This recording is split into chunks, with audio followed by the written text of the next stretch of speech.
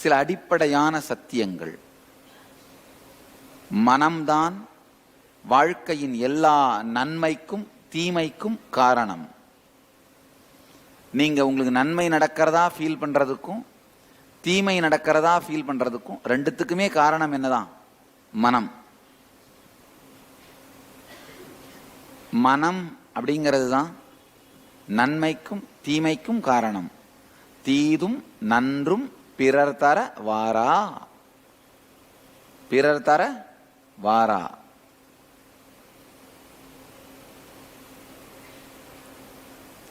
நான் சொல்ற ஒவ்வொரு கருத்தையும் சத்தியத்தையும் ஆழ்ந்து உள்வாங்குங்க. அப்ப மட்டும்தான் அந்த இறுதி சத்தியம் முழுமையா மலரும் உங்களுக்குள்ள. தீதும் நன்றும் பிறர் தர வாரா. மற்றவர்கள் கொடுப்பதனால் நல்லதும் கெட்டதும் வருவதில்லை, நம் மனம் சார்ந்துதான் அது வருகின்றது. ஐயா, உலகத்தை நீங்க உணர்றதே மனம் சார்ந்துதானே. எப்படி நாக்கை சார்ந்துதான் ருசி அனுபவிக்கப்படுகிறதோ, மனத்தை சார்ந்துதான் உலகமே வாழப்படுகிறது. உண்மையில உங்கள் மனம்தான் உங்கள் உலகமே, வேற ஒன்றும் கிடையாது. உங்கள் மனம்தான் உங்கள் உலகம். மனத்தை உபயோகம் பண்ணி தான் உலகத்தையே நாம் பர்சீவ் பண்றோம். எப்படி ஸ்பூன்ல சாப்பிடும்போது ஸ்பூனை யூஸ் பண்ணி தான் சாப்பாடே வாய்க்குள்ள போகுது. மனத்தை உபயோகம் பண்ணி தான் உலகத்தையே நாம் அனுபவிக்கிறோம். அந்த மனம் பக்குவமாய்விடுமானால் எதுவும் நம்மை தாக்க முடியாத ஒரு மிகப்பெரிய கோட்டைக்குள் நம்மை நாமே காத்துக்கொள்ள முடியும்.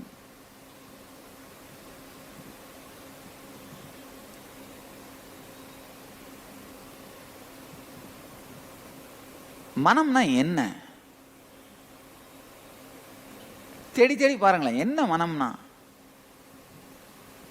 சில நேரத்தில் வேக வேகமா இயங்குது, சில நேரத்தில் டல்லா இருக்கு, சில நேரத்தில் டயர்டா இருக்கு, சில நேரத்தில் போரா இருக்கு, சில நேரத்தில் டிப்ரெஸ்டா இருக்கு, சில நேரத்தில் படு உற்சாகத்தில் குதிக்குது.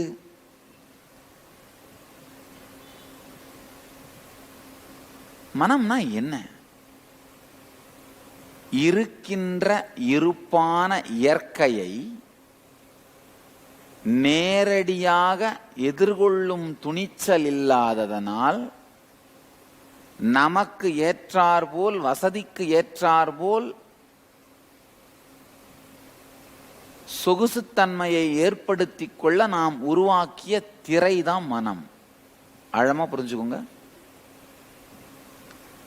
கார்ல போகும்பொழுது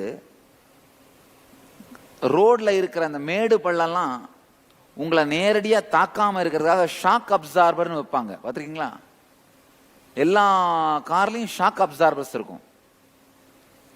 அந்த மேடு பள்ளத்துல விழுந்து எழறதெல்லாம் உங்களை நேரடியா தாக்காம இருக்கு, இல்லைன்னா எல்லாம் பழுத்துரும். ஷாக் அப்சார்பர்ஸ் இல்லைன்னா எப்படி அந்த ஷாக் அப்சார்பர்ஸ் உங்களுக்கும் ரோடுக்கும் இடையில இருக்கோ, அதே மாதிரி உங்களுக்கும் இந்த இருக்கின்ற இயற்கையான வாழ்க்கைக்கும் இடையில நீங்க ஏற்படுத்திக்கிற ஷாக் அப்சார்பர் தான் இந்த மனம். நேரடியாக இயற்கையோடு இணைந்து வாழ்வதற்கு நீங்கள் தயாராக இல்லை. பிறந்தோம், வளர்ந்தோம், வாழ்ந்தோம், இயற்கையோடு இரண்டர மண்ணாய் கலந்தோம். இந்த இயற்கையான சைக்கிளை நீங்க ஏத்துக்க தயாரா இல்ல. இதுல நீங்க என்ன பண்றீங்க? எல்லாரும் பிறந்த மாதிரி நான் கிடையாது, நான் கொஞ்சம் ஸ்பெஷல். எல்லாரும் வளர்ந்த மாதிரி நான் கிடையாது, நான் கொஞ்சம் ஸ்பெஷல்.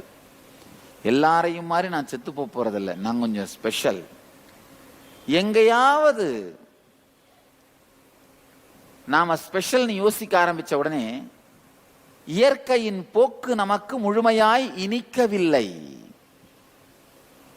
ஏதோ ஒன்று அதிகமாக தேவைப்படுகிறது. அப்போ நமக்கு எது தேவையோ அது கிடைச்சா மாதிரி நம்மளை நாமளே திருப்தி பண்ணிக்கிட்டாவணும். கிடைக்காதுன்னு தெரிகிற இடத்துல கற்பனை பண்ணிக்கிட்டு அதை வச்சே வாழ்ந்தாகணும். ஒருவேளை கிடைச்சிருமோன்ற ஏக்கம் இருந்தா அதற்காக அதை நோக்கி ஓடியாகணும். இந்த மாதிரி பல்வேறு இருக்கின்ற இயற்கையை அப்படியே ஏற்றுக்கொள்ளாமல் இயங்க வேண்டிய தேவை நமக்கு வந்ததனால் நாம உருவாக்கிக்கிற மெக்கானிசம் தான் மனம். இன்னைக்கு காலையில நம்ம பக்தை ஒரு லேடி டிவோட்டியை பத்தி சொல்லிட்டு இருந்தேன். ஒரு டாக்டர் பெங்களூர்ல இருந்து விநாயகர் சதுர்த்திக்கு வந்திருந்தாங்க திருவண்ணாமலை ஆசிரமத்துக்கு. ரொம்ப நல்ல டிவோட்டி, என்னுடைய பர்சனல் டாக்டர்னு கூட சொல்லலாம். எனக்கு ஏதாவது பிளட் ப்ரெஷர் செக் பண்ணணும், இல்லை சுகர் செக் பண்ணணும், once in a while regular medical checkup பண்ணுவாங்க. இதெல்லாம் பண்றதுக்கு அசிஸ்ட் பண்ணுவாங்க. நம்ம ஆசிரமத்து பிரம்மச்சாரிகள் இருக்காங்க, அவங்க பிரம்மச்சாரிகளோட இவங்களும் அசிஸ்ட் பண்ணுவாங்க. இந்த நிராகார சமயமெல்லாம் பண்ணும்பொழுது அவங்க தான் டெஸ்ட் பண்ணுவாங்க. டெஸ்ட் பண்ணி blood level correct, sugar level கரெக்டா இருக்கா, ப்ரெஷர் கரெக்டா இருக்கா, சயின்டிபிக் எக்ஸ்பெரிமெண்ட்ஸ்க்காக. ஏன்னா இந்த மாதிரி இந்த சமயமெல்லாம் பண்ணும்போது நானே என் உடம்ப டெஸ்ட் பண்ணி பார்ப்பேன். அதுக்கப்புறம் தான் உங்களுக்கு கொடுப்பேன். நான் என் மேல டெஸ்ட் பண்ணாம, இந்த க்ளோஸ் சன்னியாசிகள் மேல டெஸ்ட் பண்ணாம எதையும் வெளியில கொடுக்க மாட்டேன். சாஸ்திரங்கள்ல சொல்லி இருந்தா கூட அதை டெஸ்ட் பண்ணி பார்த்து அனுபவிச்சு பார்த்துட்டு அதோட லாப நஷ்டங்களை பார்த்துட்டு தான் உங்களோட பகிர்ந்துப்பேன். அதெல்லாம் இந்த டாக்டர் அம்மா தான் பார்ப்பாங்க. அவங்க விநாயகர் சதுர்த்தி வந்திருந்தாங்க. விநாயகருக்கு சந்தனம் அரைக்கணும். திடீர்னு அன்னைக்கு காலையில நான் என்ன பண்றேன், ரொம்ப உற்சாகத்துல இன்னைக்கு விநாயகருக்கு சந்தன காப்பு நானே பண்றேன். சந்தன காப்புனா பார்த்துருப்பீங்க, சந்தனத்தை உடம்பு முழுக்க விநாயகருக்கு வச்சு அது மேல அந்த கலரா வேற வேற கலர் தகன் பளபளன்னு இருக்கிற அந்த பேப்பர் எல்லாம் ஒட்டி கருப்பு நூல் எல்லாம் வச்சு அழகா அலங்காரம் பண்ணுவாங்க. சாமிக்கு சின்ன வயசுல இதெல்லாம் பண்ணி பழக்கம். கோவிலா போய் இதெல்லாம் பண்ணுவேன். திருவண்ணாமலையில் இருக்க எந்த கோயிலும் சரி, அண்ணாமலையாருடைய மெயின் அந்த அண்ணாமலையார் லிங்கம் தவிர நான் தொடாத மேனியே கிடையாது. அதுவும் அந்த கும்பாபிஷேகத்தை தொட்டிட்டேன். கும்பாபிஷேகத்துக்கு முன்னால் அந்த பிராண பிரதிஷ்டை பண்ணுவாங்க அந்த நேரத்துக்கு. இல்லைன்னா எல்லா கோவிலையும் போய் இதே தான் வாழ்க்கை. சின்ன வயசுல வேலை. நான் அன்னைக்கு சொன்னேன், நான் சந்தன காப்பு பண்றேன், சந்தனத்தை அரைங்க அப்படின்னு. அந்த அம்மா வேகமா என்ன பண்ணாங்க, டாக்டர் அம்மா அந்த மிக்சியை வச்சு சந்தனத்தை அரைக்க ஆரம்பிச்சிட்டாங்க. என்ன நினைச்சாங்கன்னு தெரியல. நம்ம சந்தனம் நல்லா அரைஞ்சாச்சான்னு பாக்குறதுக்காக நினைச்சாங்களா என்னவோ நினைச்சாங்க. கையை உள்ள விட்டுருக்காங்க, எதேச்சா தான் விட்டுருக்காங்க. அது அப்படியே என்ன பண்ணுச்சு, ஒரு விரல் சுத்தமா நல்லா இது வரைக்கும் போயிருச்சு. இது வரைக்கும் கட்டாயி போயிருச்சு தனியா. இன்னொரு விரல் பாதி உடைஞ்சு போயிருச்சு. அவங்களே டாக்டர் இருந்தா கூட என்ன பண்ண முடியும்? டாக்டர் நான் உடம்பு வலிக்காதான் நான் கேட்கிறேன். அவங்களே டாக்டரா இருந்தா உடம்பு வலிக்காம போயிருவான்னு நான் கேட்கிறேன். கிடையாது. கட்டாயி விரல் துண்டு தனியா போயிருச்சு. இன்னொரு விரல் முறிஞ்சு தொங்கிட்டு இருக்குது. உடனே எனக்கு சொன்னாங்க. நான் எந்திரிச்சு ஓடி வந்தேன். என் ரூமுக்கு 3வது ரூம்ல தான் அரைச்சிட்டு இருக்காங்க. 10 அடி தூரம் தான். எந்திரிச்சு ஓடி வந்து பார்க்குறேன். அந்த மாதிரி நல்ல ஸ்மைலிங்காக உட்காந்துட்டேன். சுவாமிஜி, ஐ ஆம் comfortable, don't worry Swamiji, no pain அப்படின்னு. நோ பெயினா? சரி, பெயின் இல்லை, ஓகே. விரல் எங்க? இல்லை ஒன்றும் இல்லை சுவாமிஜி, ஒன்றுமே இல்லை, கம்ஃபர்டபுளாக இருக்க, ஒன்றும் இல்லை, ஸ்மைல் பண்ணிட்டு இருக்காங்க. அந்த முகத்துல வலியே இல்லை. அப்புறம் நான் போய் ஹீல் பண்ணேன். ஒன்றும் கவலையப்படாதீங்க, பழையபடி விரல் ஒட்டிடும், பழையபடி இருந்தபடியே பர்ஃபெக்ட் ஆகிடும், ஒரு பிரச்சனையும் இருக்காது அப்படின்னு. அவங்க ஸ்மைல் பண்ணிட்டே, பரவாயில்ல சுவாமிஜி, நீங்க உங்களுடைய ஆசீர்வாதம் இருக்கு, ஒன்றும் ப்ராப்ளம் இல்லை அப்படின்னு கம்ஃபர்டபுளா. ஒரே ஒரு வினாடி கூட, என்னடா இந்த பிள்ளையாருக்கு சந்தனம் அரைச்சேன், அவர் என்னை காப்பாத்திருக்கலாம், இந்த குரு சொல்லி தான் செஞ்சேன், இவங்க என்னை காப்பாத்திருக்கலாமே, ஒரே ஒரு வினாடி கூட அந்த கோபமோ எதிர்ப்பு தன்மையோ இல்லை. உண்மையில் அவங்களுக்கு வலி இல்லாமல் இருந்தது பெரிய மிராக்கிள் கிடையாது. யார் வந்தாலும் ஹீல் பண்ண போறேன், ஹீல் பண்ணா வலி இல்லாம போக போகுது, அது வேற விஷயம். அது பெரிய மிராக்கிள் கிடையாது. ஆனா அந்த வெறுப்பும் கோபமும் அகங்காரமும் இல்லாமல் இருந்தாங்க பாருங்க, அதுதான் மிகப்பெரிய மிராக்கிள் அந்த நேரத்தில். உண்மையில அந்த மாதிரி சூழ்நிலைகள்ல இருப்பதை அப்படியே வாழறது அப்படின்னா மனம் இல்லாமல் இருந்தாதான் முடியும். ஆனா நம்ம வாழ்க்கையில ஒவ்வொரு சூழ்நிலையிலுமே இருப்பதை வாழ்வதற்கு நாம் விரும்பாமல் ஏதாவது ஒரு மேனிப்புலேஷன் பண்ணணும்னு நினைக்கிறோம். அதுக்கு தான் மனம் தேவைப்படுது. மனம் அதுக்காக தான், வேற ஒன்றும் கிடையாது. மேனிப்புலேட் பண்ற மெக்கானிசம் தான் மனம். ஒன்னு இருக்கிறத ஜாஸ்தியாக்கி பார்க்கறதுக்கு, இல்ல இருக்கிறத குறைச்சி பார்க்கறதுக்கு. நான் சொல்லுவேன், உங்களுடைய மனம் ரெண்டு விதமான வேலையை தான் மெயினா செய்யும். நீங்க யாரோ அதை விட ஜாஸ்தியா மற்றவங்களுக்கு காமிக்கிறது, அதான் அகங்காரம். எப்பவுமே என்ன பண்ணுவோம், கிராஜுவேஷன் இருந்தால் போஸ்ட் கிராஜுவேட் தான் சொல்லுவோம். கேட்டா அது மேல ஒரு அண்டர்லைன் போட்டிருப்போம் பாரு. ஒரு லைன் போட்டா என்ன அர்த்தம், முடிக்கல. இருக்கிறத விட ஜாஸ்தியாவே காட்டுற அகங்காரம். அதே மாதிரி உங்க மனசுல பாத்தீங்கன்னா, உங்களை பத்தி நீங்க வச்சிருக்கிற கருத்து உங்களுடைய நிஜமான தகுதியை விட கம்மியாவே உங்களை நினைச்சிருப்பீங்க. அதுதான் மமகாரம். உங்கள் தகுதியை விட அதிகமாக வெளியிலே காட்டும் அகங்காரம், உங்கள் தகுதியை விட குறைவாகவே உங்களை மதிப்பிட்டுக் கொள்ளும், உள்ளுக்குள்ளேயே மதிப்பிட்டுக் கொள்ளும் மமகாரம். வாழ்க்கையே இவ்வளவுதாங்கய்யா. இந்த அகங்காரத்துக்கும் மமகாரத்துக்கும் நடுவில் நடக்கிற சண்டை தான் வாழ்க்கை. இந்த இந்த குழந்தைகள் பண்றதை பார்த்தா, அவங்களுடைய லைஃப் ஸ்டைலை பார்த்தோம்னா, அப்பா கொஞ்சம் யோசிச்சு பாருங்க. ஒரு கை உடைஞ்சா அந்த நேரத்தில் சாமியோட டீச்சிங்ஸ் உங்களால அப்ளை பண்ண முடியுமா? அதெல்லாம் அப்புறம் பார்த்துக்கலாம், பிராக்டிக்கலா இப்ப என்ன பண்ண பாடுறா. சாமியோட டீச்சிங்ஸ் இம்ப்ராக்டிக்கலா? நல்லா புரிஞ்சுக்குங்க. நிஜமாக நடக்கின்ற இயற்கையின் போக்கை ஏற்றுக்கொள்ள முடியாததனால் அதை மேனிப்புலேட் பண்றதுக்காக, மாற்றுவதற்கு நாம் செய்யும் முயற்சி தான் மனம். உண்மையில மனம் என்னன்னா, தொடர்ந்து நமக்குள்ளே இடைவிடாமல் ஓடிக்கொண்டே இருக்கின்ற எண்ண ஓட்டங்கள் தான் மனம். இப்ப நீங்க நடந்துகிட்டே இருக்கீங்க, நடக்க வேணாம்னு நினைச்சீங்கன்னா என்ன பண்ணுவீங்க? உட்காந்துருவீங்க. பேசிட்டே இருக்கீங்க, பேச வேண்டாம் நினைச்சா என்ன பண்ணுவீங்க? மௌனமாயிடுவீங்க. அதே மாதிரிதான் மனசு சிந்தனை பண்ணிக்கிட்டே இருக்கீங்க, வேணான்னு நினைச்சா நிறுத்திட முடியணும்ல. நிறுத்த முடியாத காரணம் வேற ஒன்றும் இல்லை, சரியான டெக்னிக்கோட ட்ரை பண்ணாதது, அவ்வளவுதான். நிறுத்த முடியாதுன்னு கிடையாது. எப்படி உட்கார்றதுன்னு உங்களுக்கு தெரியும், சின்ன வயசுல இருந்து கத்துக்கிட்டீங்க. நடந்துகிட்டே இருக்கீங்க, கால் வலிக்குது அப்படின்னா என்ன, எப்படி உட்கார்றதுன்னு அம்மா கத்து கொடுத்துட்டாங்க. தொடர்ந்து பேசிக்கிட்டே இருந்த, வாய் வலிச்சா வாயை எப்படி மூடுறதுன்னு சின்ன வயசுல கத்துக்கிட்டோம். தொடர்ந்து யோசிச்சு மனசு வலிச்சா அதை எப்படி நிறுத்துறதுன்னு சின்ன வயசுல கத்துக்கல, அவ்வளவுதான்.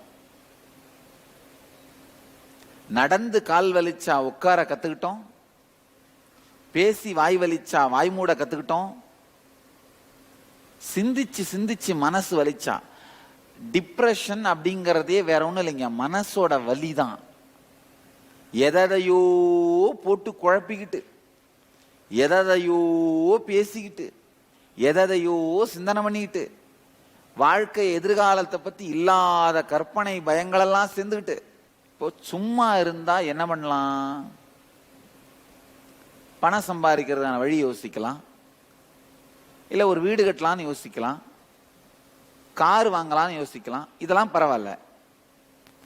ஆனா சும்மா தானே இருக்கிறோம், கட்டின வீட்டை இடிக்கலாமே அப்படின்னா இல்ல, நீங்க அப்படிதான் பண்ணிட்டு இருக்கீங்க. நல்லா யோசிங்க. நல்லா பாத்தீங்கன்னா, சும்மா இருந்தா உடனே என்ன பண்றீங்க? எதிர்காலத்தை பத்திய பயத்தை உருவாக்குற யோசனைகளை பண்றது. அதுக்கு என்ன அர்த்தம்? கட்டின வீட்டை இடிக்கிறது தானே. சும்மா தான் இருக்கேன், கை கால் நல்லா தான் இருக்கு, இந்த வீடு சும்மா தான் இருக்கு, இடிச்சுக்கலாமே. சும்மா இருக்கிறேன்னு வீடு கட்டினீங்கன்னா நல்லது. சும்மா தானே இருக்கிறேன் அப்படின்னு ஒரு வீட்டை இடிச்சீங்கன்னா அதே மாதிரிதான் பண்றீங்க பாருங்க. இப்ப சும்மா இருக்கீங்க, எதிர்காலத்தை கிரியேட்டிவா வாழறதுக்கு யோசிச்சீங்கன்னா நல்லது. வாழ்க்கை இப்படியே போயிட்டு இருக்குமா? பணத்தை ஏதாவது திருட்டு போயிட்டா என்ன பண்றது? பிசினஸ் திடீர்னு கீழே விழுந்துட்டா என்ன பண்றது? எதிர் வீட்டுக்காரன் வேற என் பிசினஸ்லயே நுழையறன்றான், அவன் மகா கில்லாடி. இது இந்த மாதிரி தொடர்ந்து இல்லாத கவலைகளை நீங்க உருவாக்கி பார்க்கும்போது என்ன பண்றீங்க? சும்மா தானே இருக்கிறோம், எதிர்காலன்ற வீட்டை இடிச்சு பார்த்தா என்ன?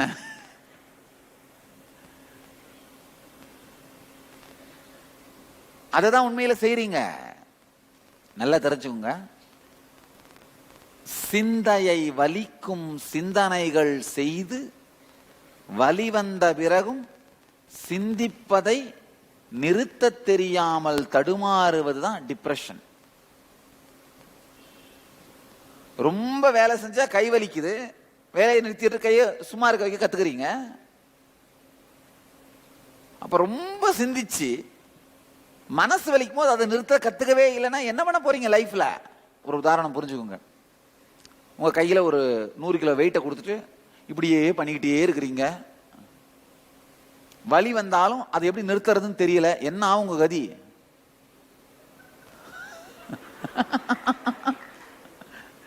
ரெண்டு நாள் இந்த 2 கையும் என்ன ஆகும்? தனியா கழட்டி போட்டுற வேண்டியதான். இப்ப உங்க மனசு அப்படிதான் ஆயிட்டு இருக்கு. புரியலையா? இல்ல, நான் சொல்றதை கேட்டு வேக வேகமா சிரிக்கிறீங்க. உங்க சிந்தனைகள் படாத பாடுபட்டு என்னென்ன படுத்துது. ஆனா நிறுத்த வழி தெரியாம என்ன பண்ணிட்டு இருக்கீங்க? யாராவது வந்து ஏன்பா இப்படி பண்ணிட்டு இருக்கிற, வலிக்கலையா? நீ வேற, என் மூஞ்ச பார்த்தா தெரியலையா, வலிக்குதாவா, உயிரே போகுது. அப்ப நிறுத்தம்பா. எப்படி நிறுத்ததுன்னு தெரியல சார். அப்படிதான் பண்ணிட்டு இருக்கீங்க. உங்க மைண்ட் அப்படிதான் பண்ணிட்டு இருக்கு. பாருங்க, ஏன்பா இவ்வளவு டிப்ரெஷனா இருக்கிற, என்னென்னவோ கவலை, குற்ற உணர்ச்சி, பயம், துக்கம், வேதனை, வெறுப்பு. சாமி, ஏன்டா அதையே பண்ணிட்டு இருக்கீங்க? அதை பண்ணாம பொறுமையா இறம்பா, நிறுத்த தரல சாமி. அதானே நீங்களும் சொல்றீங்க. அதே தானே நீங்களும் சொல்றீங்க. கையில வெயிட்ட கொடுத்து வேக வேகமா பண்ணிட்டு இருக்கவன் நிறுத்த முடியலன்னு சொல்ற மாதிரிதான். இல்ல, அதுதான் உங்களுக்கும். அந்த வெயிட் தான் என்ன? குற்ற உணர்ச்சி, பயம், தேவையில்லாத கவலை, தேவையில்லாத வலி, இதெல்லாம் தான் வெயிட்டு. ஒரு 4-5 மூட்டையை கையில கட்டிக்கிட்டு இப்படியே பண்ணிட்டு இருக்கிறது. அதான் பண்ணிட்டு இருக்கீங்க. ஏன் பண்றீங்க யாருக்கும் தெரியாது. வலி அட டிப்ரெஷனா தான் இருக்குதுல்லப்பா. நரம்பு தான், நரம்பு தளர்ச்சி ஆயிருது இல்ல. சில நேரத்துல யோசிச்சு யோசிச்சு யோசிச்சு உங்க நரம்பே தளர்ந்து போதில்ல. சும்மா அடிச்சு புழிஞ்சு காய வச்ச மாதிரி ஆயிடுறீங்கல்ல. ஆனா அப்புறமா என்ன பண்றீங்க? நாளைக்கு என் வீட்டுக்காரர் 2 வீலர்ல வரும்போது ஆக்சிடென்ட் ஆயிடுச்சுன்னா என்ன பண்றது? அவர் 2 வீலர் வித்து 4 வீலர் வாங்கி 4 மாசம் ஆச்சு. அந்த 4 வீலரும் வெளியிலேயே போறதுல வீட்டுக்குள்ளே தான் உட்காந்துருக்காரு. நல்லா யோசிச்சு பாத்தீங்கன்னா, இல்ல ஒரு சின்ன ஒரு எக்ஸசைஸ் பண்ணி பாருங்க. ஒரு நாள் காலையில எந்திரிச்சு உட்காந்துக்கோங்க. ஒரு ரிலாக்ஸ்டா ஒரு ஈஸி சேர்ல உட்காந்துட்டு ஒரு சின்ன டேப் ரெக்கார்டர் பக்கத்துல வச்சுட்டு யாரும் இல்லாம தனி ரூம்ல உட்காந்துக்கோங்க. யாராவது இருந்தாங்கன்னா பார்த்தாங்கன்னா உங்களை பார்த்து பைத்தியம் நினைச்சுப்பாங்க. ஏற்கனவே நினைச்சிருக்காங்க, கன்ஃபார்ம் ஆயிரும். வேண்டாம், தனி ரூம்ல உட்காந்துக்கோங்க. இது நீங்களே உங்களுக்கு பண்ணி பார்க்க வேண்டிய ஒரு எக்ஸ்பெரிமெண்ட். என்னெல்லாம் தோணுதோ அப்படியே பேசிட்டே இருங்க, எடிட் பண்ணாதீங்க. அது உங்க பிரைவேட் அனலைசிஸ். தனிப்பட்ட விதத்துல உங்களை நீங்க வந்து அனலைஸ் பண்ணிக்கிறீங்க. பிளட் டெஸ்ட் பண்ற மாதிரிங்கயா. இது மைண்ட் டெஸ்ட். இப்போ 6 மாசத்துக்கு ஒரு தடவை, 1 வருஷத்துக்கு ஒரு தடவை பிளட் டெஸ்ட் எல்லாம் பண்ணி பாத்துக்கிறீங்கல்ல, அந்த மாதிரி மைண்ட் டெஸ்ட் பண்ணி பாருங்க. என்னெல்லாம் தோணுதோ பேசிட்டே இருங்க நீங்க பாட்டுக்கு. ஒரு மணி நேரம் ரெக்கார்ட் பண்ணிக்கோங்க. எடிட் பண்ணாதீங்க. நல்ல எண்ணம் கெட்ட எண்ணம் நினைக்காதீங்க. என்ன தோணாலும் பேசுங்க. ரெக்கார்ட் பண்ணிடுங்க. அதுக்கப்புறமா நீங்களே உட்காந்து அந்த 1 மணி நேரம் அந்த பேசுனதை உட்காந்து அப்படியே கேளுங்க. கேட்டு எத்தனை எண்ணம் பயம் சார்ந்தது வந்திருக்கு அந்த 1 மணி நேரத்துல, எத்தனை எண்ணம் குற்ற உணர்ச்சி சார்ந்து வந்திருக்கு அந்த 1 மணி நேரத்துல, எத்தனை எண்ணம் உங்களை டிப்ரெஸ் பண்ற மாதிரி எண்ணம் வந்திருக்கு அந்த 1 மணி நேரத்துல. அது வந்தவொடனே சப்ரஸ் பண்ணிருப்பேன். இதே ஏன்டா நினைக்கணும், எவ்வளவு நல்ல விஷயம் இருக்கு அதை நினைக்கிறத விட்டு இதே ஏன்டா நினைச்சிட்டு இருப்பானே அப்படின்னு நினைப்பீங்க. அப்படின்னால என்ன, இந்த டிப்ரெசிவான எண்ணம். எத்தனை எண்ணங்கள் இந்த மாதிரி வந்திருக்கு அப்படின்னு ஒன்னொன்னா அனலைஸ் பண்ணுங்க. இதை அனலைஸ் பண்றது ஒரு 2 மணி நேரம் ஆகும். அப்படியே ஒரு அனலைஸ் பண்ணுங்க. பாத்தீங்கன்னா அட்லீஸ்ட் இந்த கையில ஒரு 500 கிலோ, இந்த கையில ஒரு 500 கிலோ வச்சு நீங்க இப்படி பண்ணிக்கிட்டே இருக்கிறீங்க. இவ்வளவு ஓடிக்கிட்டே இருக்கு. அப்ப நிறுத்தலாம் இல்ல? அப்ப தேவையில்லாத குற்ற உணர்ச்சிகள் உள்ள ஓடிக்கிட்டே இருக்கு இல்லையா? தேவையில்லாத பயங்கள் ஓடிக்கிட்டே இருக்கு. நீங்க உட்கார்ந்து எழுதி பாத்தீங்கன்னா தான் உங்களுக்கு தெரியுங்கயா, 1 மணி நேரத்துல அட்லீஸ்ட் ஒரு 50 குற்ற உணர்ச்சி வந்து போகும். என்ன, ஒரு 100 பயம் வந்து போகும், ஒரு 200 கவலை வந்து போகும். நிம்மதியா நல்ல விஷயமா கிரியேட்டிவா உருவாக்குற எண்ணமா 2 இல்ல 3 வந்தாலே அதிகம். அப்ப உங்க லைஃப என்ன பண்ணிட்டு இருக்கீங்க? உங்க அப்பா வந்து உங்களுக்கு 100 வீடு கட்டி வச்சுட்டு போறாரு. அவர் செத்த பிறகு அப்பா சும்மா இருக்கக்கூடாதுன்னு சொல்லியிருக்காரு, நான் சும்மா தான் இருக்கிறேனே, இந்த வீட்டை நீங்க இடிச்சா என்ன அப்படின்னு ஒரு வீட்டை முதல் நாள் இடிக்கிறது. 2வது நாள் என்ன பண்றது, இன்னைக்கு சும்மா தானே இருக்கிறேன், இந்த கம்பெனி இடிக்கலாம் அப்படின்னு கம்பெனி இடிக்கிறது. 3வது நாள் என்ன பண்றது, இந்த பங்களா நல்லா தானே இருக்கு, இந்த பங்களாவை கட்டி வச்சுட்டு போயிருக்காரு, நம்ம சும்மா தான் இருக்கோம், நம்ம சும்மா இருக்கக்கூடாது அப்பா சொல்லியிருக்காருல, இந்த பங்களாவை இடிக்கலாமே பங்களாவை இடிக்கிறது. அவர் சும்மா இருக்கக்கூடாதுன்னு எதுக்கு சொன்னாரு, கிரியேட்டிவா உருவாக்குங்கன்னு. ஆனா நீங்க என்ன பண்றீங்க, சும்மா இருக்கக்கூடாதுன்னு இடிச்சிட்டு இருக்கீங்க. சிந்தனை பண்ணாம சும்மா இருக்கக்கூடாது அப்படிங்கிறதுக்காக எதிர்மறையாவும் பயமாவும் குற்ற உணர்ச்சியாவும் ஆசை அச்சமாவும் யோசிச்சுட்டே இருந்தீங்கன்னா அப்ப நீங்க என்ன பண்றீங்க, சும்மா இருக்கிறது பதிலா உங்க எதிர்காலத்தை இடிச்சு தள்ளிட்டு இருக்கீங்க. கேட்டா என்னால மிஷின் நிறுத்த முடியலன்றீங்க. ஜேசிபி ஆன் பண்ணிட்டு உக்காண்டேன், நிறுத்துறது தெரியல, அது அப்படியே போகுது, கண்ணு முன்னாடி வரதெல்லாம் இடிச்சுக்கிட்டே இருக்கிறேன். இந்த டிப்ரெஷன்ற சைக்கிள்ல மாட்டிக்கிட்டீங்கன்னா உங்களை மட்டும் இல்ல எல்லாரையும் அழிச்சிருவீங்க. ஜாக்கிரதை, எல்லாரையும் அழிச்சிருவீங்க. பல நேரத்தில் நான் பார்த்திருக்கேன்,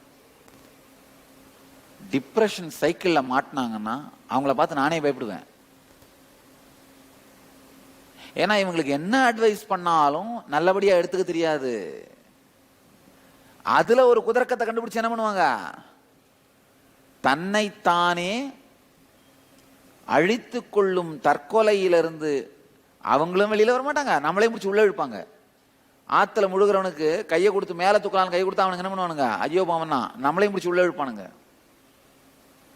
உங்க லைஃப்லயும் பாருங்க, டிப்ரெசிவான மென்டல் செட்டப், அதாவது எதிர்காலம் பற்றி எதிர்மறையாகவே தொடர்ந்து சிந்தித்தல். உங்க பெட்ரூம்ல எழுதி வச்சுக்கோங்க, எதிர்காலத்தை பத்தி எதிர்மறையா சிந்திக்கும் போது சும்மாதானே இருக்கிறோன்னு வீட்டெல்லாம் இடிச்சிட்டு இருக்கிற வேலையை பண்ணிட்டு இருக்கீங்க. இந்த உதாரணம் கரெக்டா புரியும் பாருங்க உங்களுக்கு. சும்மாதானே இருக்கிறோம் அப்படின்றதாக இருக்கிற 10 பசுமாடு எடுத்து கழுத்தை வெட்டுறது. வேலையத்த மனசு கிடைச்சதெல்லாம் அழிக்க ஆரம்பிச்சிருமா.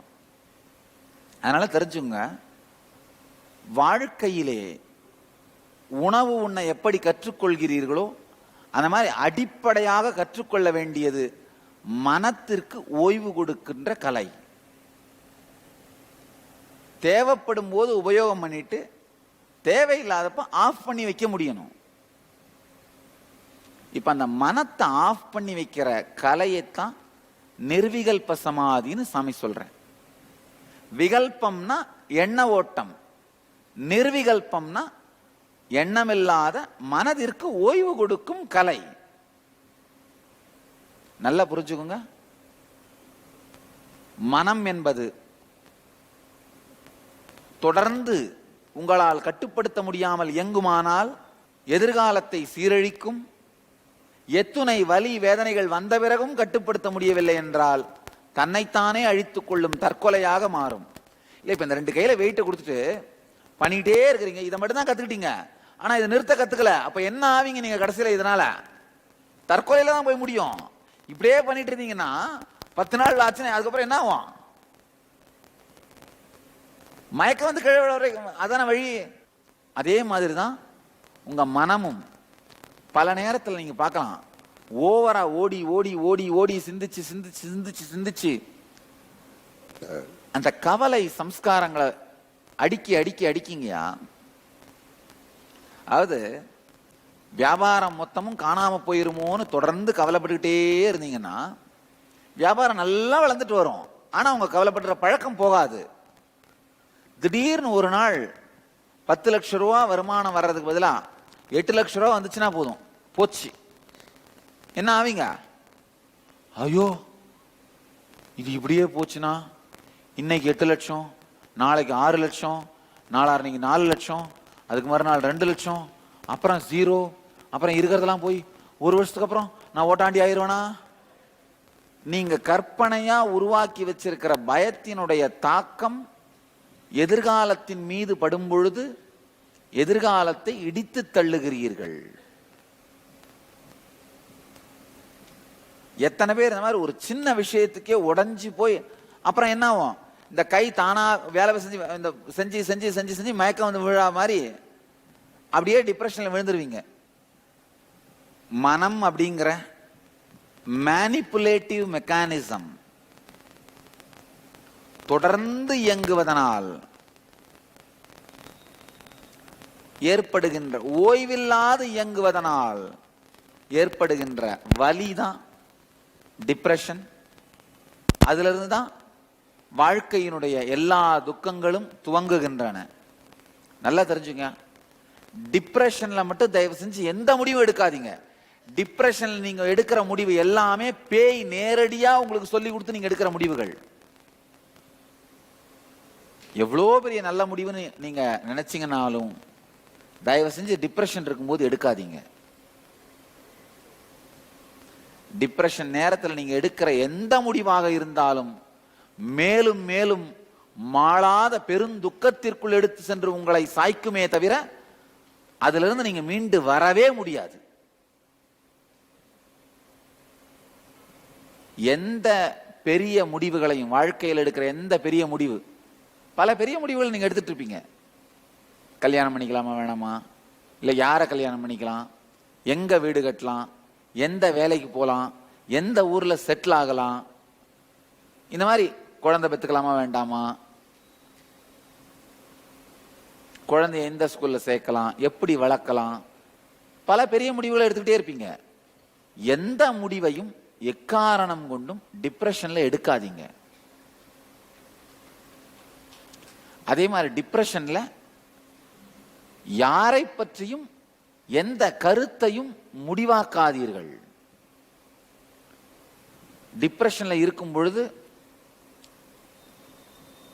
அப்பாவையோ அண்ணனையோ தம்பியையோ மனைவியையோ கணவனையோ யாரையாவது வில்லனாக்கி பார்க்கணும்னே மனசுக்கு தோணும். உங்களுடைய மனதோட டிப்ரெஷன் முயற்சி செய்யும். தன்மையை திரும்பி தேடும் தன்மை வரும்போது மன உளைச்சல் காணாது போகும். இது லா, இது சட்டம். அதனால மன உளைச்சல் என்ன பண்ணும்? தன்னை காப்பாத்திக்கணும்னா முன்னிலை படற்கையின் மீதே உங்கள் முழு கவனத்தையும் வைத்திருக்கும். எல்லார் மீதும் கை காட்டும் மனம் ஆனா தன்மையை சந்தேகிக்கப்படவே அனுமதிக்காது. இதுல இந்த பிரச்சனையில நான் ஏதாவது பங்களிச்சிருக்கனா, அதை மாத்திக்க முடியுமா அப்படின்னு தன்மையை தேடும் தன்மையை மட்டும் அழித்து முன்னிலை படற்கை முன்பாகவே வைத்திருக்கும். அதுதான் மன அழுத்தம், அதுதான் டிப்ரெஷன். திருவண்ணாமலைக்கு பக்கத்துல பூண்டின்னு ஒரு கிராமம் இருக்கு. கலசபாக்கம்னு ஒரு சின்ன ஊரு. அங்க ஒரு சுவாமிகள் இருந்தாங்க, பெரிய மகான், பூண்டி சுவாமிகள்னு பேரு. கலசபாக்கம் ஆத்து சுவாமிகள்னு சொல்லுவாங்க. சாமி உடம்பால அவரை பார்த்ததில்ல, பிசிக்கலா பார்த்ததில்ல, ஆனா பெரிய மகான்றதால ஞான சக்தியில தரிசனத்துல சின்ன வயசுல காட்சி கொடுத்திருக்காரு. நான் பிறக்கிறது முன்னாடி என்னுடைய தாயார் அந்த சுவாமியை போய் பார்க்க போயிருக்காங்க. அவர் முருகனுடைய அவதாரமாக வழிபடப்படுகிறார். இன்னமும் சமாதி இருக்கு. மிகப்பெரிய ஞானிகளில் ஒருவர். கடந்த நூற்றாண்டிலே இந்தியா பார்த்த மிகப்பெரிய ஞானிகளில் ஒருவர் பூண்டி சுவாமிகள்னு. பெரிய ஆசிரமெல்லாம் கிடையாது, ரொம்ப சின்ன இடம்தான். ஆனா பெரிய பரமஹம்சர் அந்த நிர்விகல்ப சமாதியில் உட்கார்ந்து இருந்தாருன்னா, இந்த வழியா எறும்பு தொலைச்சிக்கிட்டு போய் இந்த வழியா வெளியில வந்துட்டு இருக்குமா, அவர் பாட்டு உட்கார்ந்துருப்பாரு. சாமி இந்தியா முழுக்க நடந்து யாத்திரை பண்ணியிருக்கேன், ஒரு 4-5 சமாதிகள் தான் அந்த ஞானிகள் அப்படியே உயிரோட உட்கார்ந்துருக்காங்க. நெரூர் சதாசிவ பிரம்மேந்திராள், பிருந்தாவனம் ராகவேந்திர சுவாமிகள், பூண்டி கலசமாக்கம் ஆத்து சுவாமிகள், ஷீரடி சாய்பாபா, திருவண்ணாமலை ரமண மகர்ஷி, அந்த ஞானிகளுடைய உடம்பு அப்படியே அங்க அவங்களுடைய சாநித்தியம் அப்படியே இருக்கு. போய் பேசினா பதில் சொல்வார்கள், நீங்க கேட்கறதுக்கு விடையளிப்பார்கள். அவ்வளவு சக்தி வாய்ந்த சாநித்தியம். பெரிய மகான், முருகனுடைய அவதாரமாக வழிபடப்படுபவர். உட்கார்ந்த இடத்திலிருந்து அசையாமல் 60 ஆண்டுகள் வாழ்ந்திருக்காரு. ரெக்கார்டு படி பார்த்தா ஏறத்தாழ ஒரு 300 ஆண்டுகள் வாழ்ந்திருக்காரு. அது இந்த சொல்றாங்க, என்னுடைய தாத்தா பார்த்திருக்காரு, பாட்டம் பார்த்திருக்காருன்னு சொல்றாங்க. அது படி பார்த்தா 300 வருஷம் வாழ்ந்திருக்காரு மொத்தமா. அந்த இடத்துல 60 வருஷம் வாழ்ந்திருக்காரு, இந்த கலசபாக்கன்ற அந்த ஊர்ல. பெரிய மகான்.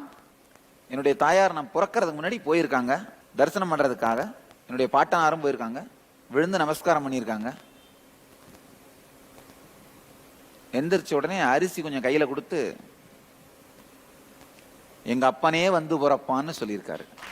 அவங்களுக்கு ஒன்றும் புரியல. வாங்கி அரிசியை வாயில போட்டு வந்துட்டு இருக்காங்க, ஆசீர்வாதம் பண்ணி அனுப்பிட்டு இருக்காரு.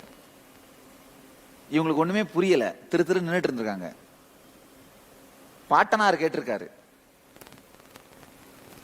சாமி சொன்னது என்ன அர்த்தம் அப்படின்னு. அவர் உட்கார்ந்து இருக்கிற இடத்துல இருந்து பார்த்தா அண்ணாமலை மலை தெரியும். அப்பன் அப்பன் பிறப்பான், போ போ. பெரிய சித்தர் மலையை காட்டி ஆசீர்வாதம் பண்ணியிருக்காரு. நிர்விகல்ப சமாதியிலேயே இருந்து இருந்து இருந்து பொங்குகின்ற ஆனந்தம் உடலை பற்றி கூட கவலைப்படாமல் அந்த உணர்வுல வாழ்ந்திருக்காரு. நீங்க ஒன்னும் உடம்பை பற்றி கவலைப்படாமல் இருங்கன்னு சொல்ல வரல. நானு அதிகமா கவலைப்பட்டு வாழ்க்கையை அழிச்சுக்காதீங்கன்னு தான் சொல்றேன். ஆழ்ந்து பார்த்தீர்களானால் இந்த வாழ்க்கை, உங்களுடைய வாழ்க்கை போற போக்க பார்த்தீங்கன்னா, டிப்ரெஷன்ல எடுக்கிற முடிவுகளாலேயே மேலும் மேலும் மேலும் முன்னிலையையும் படற்கையுமே சார்ந்து வாழ்கிறீர்கள். தொடர்ந்து இயங்கிக் கொண்டே இருக்குமானால் மனம் தன் தெளிவை இழந்து விடுகிறது. நீங்களே யோசிச்சு பாருங்க.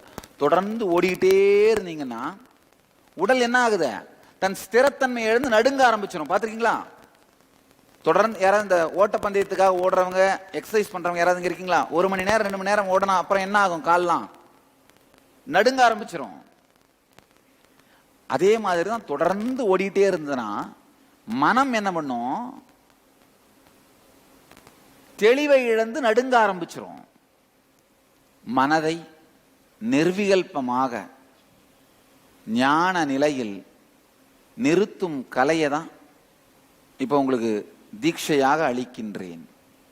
செயல்முறை செய்யறது எப்படின்னு சொல்றேன். அது மொத்தமே 3 லைன் தான். ரொம்ப சிம்பிளானது, ரொம்பவும் எளிமையானது. ஒரு நாளைக்கு ஒரு 20 நிமிஷமாவது காலையிலையும் மாலையிலையும் பிராக்டிஸ் பண்ணுங்க. ஒரு 20 நிமிடமாவது பிராக்டிஸ் பண்ணுங்க. அந்த 20 நிமிடம் போக மீதி நடந்தாலும் நின்றாலும் கார்ல டிரைவ் பண்ணிட்டு இருந்தாலும் என்ன எப்பெல்லாம் முடியுமோ அப்பெல்லாம் பிராக்டிஸ் பண்ணுங்க. அதாவது எந்த எண்ணம் எழுந்தாலும் அதை அடுத்த எண்ணங்களோடோ அல்லது முந்தைய எண்ணங்களோடோ கோர்த்து பார்க்காமல் அந்த எண்ணத்துக்கு உங்கள் ஆதரவு தெரிவிக்காமல் தனியாக நின்று என்ன நடந்தாலும் நடக்கட்டும் என்று பாருங்கள். ஒரு எண்ணம் வருதுன்னா அது கூட உங்களை கனெக்ட் பண்ணிக்காம என்ன நடக்குதோ நடக்கட்டும், தனியா நின்று பாருங்க. ஒரு எண்ணம் வந்ததுன்னா இதோட என்ன நான் கனெக்ட் பண்ணிக்க விரும்பல அப்படின்னு அன்கிளச் பண்ணீங்கன்னா நான் வந்து இதுல இருந்து ஒதுங்கிக்கிறேன். என்னுடைய ஆதரவு உனக்கு இல்லை. உன்னை உருவாக்கவும், ஒரு எண்ணத்தை உருவாக்கவும் வேண்டாம், அதை காப்பாற்றி மெயின்டைன் பண்ணவும் வேண்டாம், அடக்கி அழிக்கவும் முயற்சிக்க வேண்டாம். பிரம்மாவோட வேலை உருவாக்குறது, விஷ்ணுவோட வேலை மெயின்டைன் பண்றது, ருத்ரனோட வேலை அழிக்கிறது. மூணையும் பண்ணாம ஒதுங்கி இருந்தீங்கன்னா பரபிரமமா இருப்பீங்க. ஆழ்ந்து எந்த எண்ணம் வந்தாலும் அதிலிருந்து உங்களை விடுபடுத்தி கொண்டு அன்கிளச் பண்ணிட்டு இருங்க. ஒரு 2 செகண்ட் கழிச்சு இன்னொரு எண்ணம் வரும், அதுல இருந்து அன்கிளச் பண்ணுங்க. அப்புறம் இந்த அன்கிளச் பண்ணணும்ன்ற எண்ணம் இருக்கும், அதுல இருந்தும் அன்கிளச் பண்ணுங்க. போர் அடிக்குதே அப்படின்னு தோணும், அதுவும் ஒரு எண்ணம் தான், அதுவும் அன்கிளச் பண்ணுங்க. டயர்டா இருக்கேன்னு தோணும், அதுவும் ஒரு எண்ணம் தான், அன்கிளச் பண்ணுங்க. என்ன வந்தாலும் அதுல இருந்து அன்கிளச் பண்ணிக்கிட்டே இருங்க. நிச்சயமா ஒரே ஒரு முறை செய்தால் அந்த ஆழ்ந்த நிர்விகல்ப நிலைக்கு போயிட முடியாது. சித்திரமும் கைப்பழக்கம், செந்தமிழும் நாப்பழக்கம், தியானமது மனப்பழக்கம்.